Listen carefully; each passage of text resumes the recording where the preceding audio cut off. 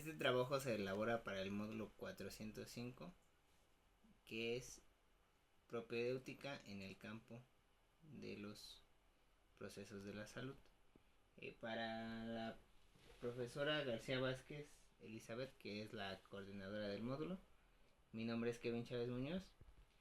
Y bueno, en este trabajo lo que se va a observar es cómo se lleva a cabo la evaluación dentro de un tratamiento conductual en psicología de la salud. Abordaremos 7 fases que conforman a este proceso, desde la evaluación hasta el seguimiento de un paciente. Vamos a ir revisando poco a poco cuáles son estas 7 fases que son parte de este proceso, las cuales son de plena importancia, y de lo que hay que destacar en este proceso es la evaluación que se lleva a cabo en todos estos procesos. El primer tema que vamos a abordar es la relación que existe entre la evaluación y el tratamiento. En el trabajo con un paciente, la evaluación resulta ser lo más importante, porque de esta manera se va a contemplar las técnicas que se van a ir revisando y utilizando para realizar nuestra intervención. Tenemos entonces que la evaluación inicial con nuestro paciente, el establecimiento del rapport resulta lo más importante, porque a partir de toda la información recabada en las primeras sesiones se va a ir diseñando el plan de intervención, se van a formular hipótesis, se le va a dar un tratamiento, este plan que se diseña de tratamiento para nuestro paciente, y es por ello la gran importancia de realizar una buena evaluación desde las primeras sesiones con el paciente. Existen 4 fases para la modificación de la conducta. La primera fase es la evaluativa, que como lo menciono son las primeras sesiones y es lo más importante evaluar de una manera correcta. ¿Para qué? Para ir al segundo paso, que son las conductas a modificar.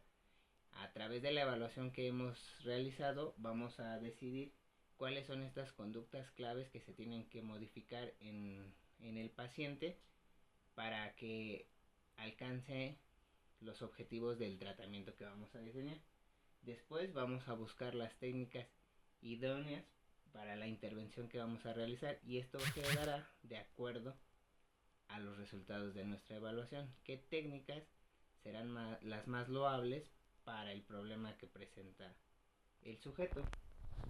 Después de vamos a aplicar un tratamiento, y en esta misma aplicación del tratamiento se tendrá que seguir evaluando cómo se está desarrollando dicho tratamiento. Finalmente, en esta modificación de la conducta vamos a hacer una valoración de resultados, que es volver a aplicar una evaluación para de esta manera determinar si los procesos que llevamos con antelación fueron óptimos y se están cumpliendo los objetivos planteados en la intervención que elaboramos. Para el proceso de evaluación, de acuerdo a Westmeyer, que se menciona en Ballesteros, existen 4 enfoques de los que debemos de tomar importancia. El primer enfoque es el enfoque descriptivo, en el que vamos a describir estas conductas que son conductas problemas en el paciente. Después tenemos un enfoque explicativo, en el que vamos a explicar qué conductas son, cómo son. Un enfoque especulativo para de alguna manera indagar y tratar de explicar desde la información obtenida dónde nacen estas conductas o estas situaciones problema. Y luego un enfoque normativo, es decir, dentro de la norma de la sociedad, dónde se encuentra. De esa manera es que es el proceso de evaluación conductual. Vamos a tomar esos 4 enfoques. Y bueno, luego tenemos que para el proceso de evaluación conductual, primero se hace una formulación y evaluación del tratamiento, una formulación de hipótesis, A partir de esas hipótesis vamos a seleccionar conductas claves y variables relevantes, que son las que nosotros observamos que se deben de cambiar. Bueno, en este caso el psicólogo observa que se deben de cambiar de acuerdo a sus estudios, su experiencia. Se selecciona un tratamiento y se diseña. Se valoran los resultados, como lo habíamos mencionado en la parte anterior, para ver si están siendo aplicados de manera correcta y están funcionando. Finalmente, pues se le debe de dar un seguimiento al paciente. El proceso de evaluación y o intervención y valoración, Ballesteros lo considera en 5 fases. Son una fase donde el sujeto es el que es evaluado, es la primera recogida de información, las primeras sesiones. Esa corresponde a la primera fase. Es importante mencionar que la primera fase es evaluativa. La segunda fase es donde se hace una formulación de hipótesis, donde se tiene que cuantificar cuáles son las conductas, cómo son, en qué momento se dan y cuántas veces se dan. Una tercera fase donde es una comprobación de esas hipótesis que nosotros estamos realizando. Es decir, estamos estudiando, formulamos una hipótesis donde decimos que el sujeto bajo presión tiene episodios de ansiedad. Entonces, con esta comprobación, bueno, vamos a seguir indagando y vamos a observar si es cierto que en momentos de estrés el sujeto sufre ansiedad. Posterior tenemos la fase número 4, que son resultados. Después vamos a la fase número 5, que es la formulación de hipótesis funcionales. Ya con los datos recabados, la comprobación, vamos a ver si estas hipótesis han sido correctas y han sido funcionales para el tratamiento. Posterior tenemos una segunda recogida de datos, pero estos ya son pertinentes a las hipótesis. Luego tenemos la fase número 7, que es la contrastación y valoración del tratamiento. Después tenemos la fase número 8, que es de nuevo los resultados que se presentar un informe y finalmente un seguimiento. Bueno, también se mencionan que otras fases, ¿no? En la primera fase tenemos la recogida de información, donde vamos a delimitar el problema, observar la recogida de información, y luego se exploran las condiciones personales y biológicas del paciente. Es reiterativo, pero la evaluación y la intervención llevan la evaluación inmersa en todo el proceso. Posterior a esto, bueno, para la formulación de hipótesis y deducción de enunciados verificables, es decir, vamos a formular hipótesis, pero ¿de qué manera se van a formular estas hipótesis? Es a través de los datos que estamos obteniendo del paciente. Y menciona que Ballesteros que estas hipótesis se van a realizar con los datos obtenidos con anterioridad, pero vamos a tener 4 supuestos. Un supuesto de cuantificación para ver cuántas veces se presenta, regresando al ejemplo anterior, un episodio de ansiedad. Unos supuestos de semejanza, es decir, a qué tipo de problemática se asemeja, es decir, problemáticas ya estudiadas. Luego, supuestos de asociación predictiva, cuáles son los factores que pueden ocasionar dicho problema. Y finalmente, los supuestos de relación funcional o explicativa. Siguiendo esos 4 supuestos es como vamos a realizar la hipótesis y la deducción de enunciados verificables con la información obtenida del paciente, los supuestos que estamos teniendo, y en esto pues también es clave la información que tiene el psicólogo para manejar esta información.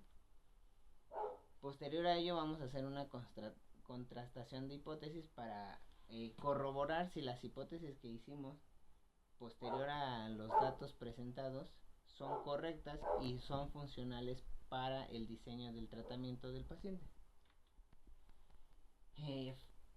Después de realizar esto, ya se realizó la intervención, las diferentes partes de las evaluaciones, porque, repito, está inmersa la evaluación en todos los procesos. Vamos a tener un análisis de resultados en el que vamos a ver si los resultados están siendo los planteados por el psicólogo. En este pues nos pueden intervenir diferentes factores, es por eso que se tienen que analizar, y si no están funcionando pues se vuelve al primer punto, que es recogida de información de nuevo para retomar y hacer las modificaciones que sean necesarias en la intervención. Bueno, primero entonces es el análisis de resultados. El psicólogo genera un informe y posterior a ello se le da información al cliente y de igual manera a sus allegados de los resultados obtenidos posterior a una intervención. Antes de la intervención, porque todavía no se presenta como tal. Después se formulan ya las hipótesis funcionales, en la cual se establecen los enunciados, los supuestos verificables, donde se va a hacer una selección de conductas objetivo a modificar, la selección de las variables relevantes a manipular y las técnicas de manipulación. Es decir, primero vamos a observar las conductas problema. Posterior vamos a delimitar las variables relevantes a manipular y finalmente vamos a elegir en base a esas observaciones las técnicas para manipular las conductas objetivos, y no es manipularlos, sino realizar un cambio en esas conductas que se presentan como problema, que son las que refiere el paciente. Posterior se hace una deducción de predicciones verificables, es decir, tenemos las conductas, las variables y las técnicas de manipulación. Entonces vamos a deducir con qué paquete de tratamiento o qué tratamiento va a ser funcional para de esta manera tener predicciones que podamos verificar posteriormente. El siguiente proceso es una recolección de datos pertinentes a las hipótesis, el cual tiene dos objetivos: el establecimiento del diseño de intervención y la valoración, el control de las variables potencialmente contaminadoras, que en este caso son dos tipos de variables contaminadoras, que son internas y externas, y la aplicación del tratamiento. Estos tres objetivos se van a cumplir con 6 tareas que se deben de cumplir, que es la elección del diseño apropiado de intervención, la selección y aplicación de las técnicas de evaluación y control de posibles variables contaminadoras de los efectos del tratamiento, es decir, qué variables nos pueden afectar al tratamiento que se está eligiendo, ya sean personales como la motivación del paciente o externas que rodean al paciente. La tercera tarea es la preparación del sujeto y de los allegados, es decir, la familia también del allegado tiene que conocer el tratamiento, cómo se va a realizar y qué cambios van a generarse. No es crear una expectativa, sino informar de cómo va a ir trabajando esta intervención, que es el caso de estas variables que nos pueden contaminar: las internas, que podría ser la motivación, y las externas. La cuarta es preparar el tratamiento, es decir, elegir este paquete de tratamiento que se va a realizar y las técnicas que se van a aplicar en nuestro paciente. Posterior tenemos que mantener una evaluación continua en el proceso del tratamiento para, como lo mencionaba anteriormente, si no se están obteniendo los resultados, se regresa al punto número 1, se vuelve a realizar una evaluación y se hacen las modificaciones pertinentes para llegar a los objetivos. Y bueno, En esta recolección de datos se menciona que la última es la finalización del tratamiento. Posterior tenemos que realizar una valoración de los resultados en la cual se evalúan las conductas problemas y las metas establecidas. Se comprueba si se han alcanzado las medidas de las variables y vamos a valorar el tratamiento. Para ello tenemos que cumplir con 4 tareas. La primera es la aplicación de las técnicas de medida de las conductas. La segunda son los análisis de datos. La tercera es la comprobación de los resultados si estas hipótesis han sido formuladas correctamente para el tratamiento. Y finalmente, pues finalizar con la terapia y las consideraciones del tratamiento. Bueno, finalmente en todas estas fases se ha repetido mucho la evaluación. La fase final de nuestro tratamiento es darle un seguimiento al paciente, el cual consta de ponerse en contacto de nuevo el paciente. Ballesteros menciona que puede ser este periodo de recontacto dentro de 3 o 6 meses o un año. Realmente no existe una cantidad de tiempo definida, pero se debe de darle seguimiento al paciente. En este seguimiento es como volver a iniciar la fase del tratamiento o de la evaluación en psicología de la salud, porque comenzamos con una evaluación para ver si las conductas problemas mantienen los resultados obtenidos tras el tratamiento. Es decir, si con el tratamiento se redujo los episodios de ansiedad, queremos conocer si se mantienen esos resultados o bien ya no se mantienen esos resultados y si han surgido otras causas o conductas problema en el paciente. Posterior a esta evaluación, pues se volvería a diseñar un tratamiento para el paciente. Pero es muy importante el seguimiento para conocer analizar si ha funcionado el tratamiento que se ha aplicado. Y bueno, esto sirve tanto al paciente como al psicólogo para conocer sus resultados. Bueno, ya para concluir este tema, es importante mencionar que la evaluación en psicología de la salud resulta ser muy importante, ya que a partir de nuestra evaluación que hagamos se van a definir todas las fases de nuestra intervención como profesionales de la salud. Es decir, si nosotros hacemos una correcta evaluación, se realizan las pruebas correctas, será más fácil determinar cuáles son las conductas problemas de nuestro paciente. Nosotros, al determinar estas conductas problemas, vamos a poder generar hipótesis que serán lo más allegadas al problema que está teniendo el paciente.